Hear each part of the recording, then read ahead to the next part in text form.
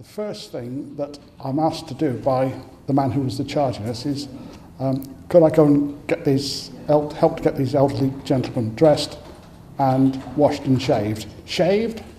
Now, I was barely shaving myself at the time, so for somebody to give me a bowl and a wet razor and say go and shave was really quite scary at the time. For somebody to say go and shave somebody. On the day that I started, I think I know that there were 1,050 patients there. Were there any fights among them, having that many there? No. I don't remember any fights. I don't ever remember. Some of the young ones used to argue.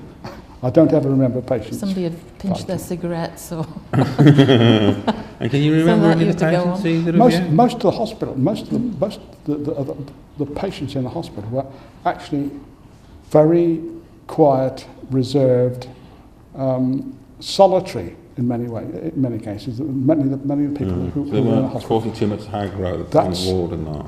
That was why on the day prior to my getting there, Dr. Spencer was the medical superintendent, decided he was going to open all the doors. People could go if they wanted to. Open the doors, nobody went. As I said, when people's status was changed, nobody went. They were perfectly free to go, but they didn't want to. The best thing that happened to me while I was at Powick Hospital was that I met Heather and married her. We had a lot of fun there. We previously mentioned the Hospital Social Club, which was a great deal of fun. Everybody knew everybody. Everybody mucked in together. Everybody's problems were everybody else's problems. Everybody's happiness was everybody's happiness. And we went to weddings, funerals, christenings. Everybody turned up. Parties.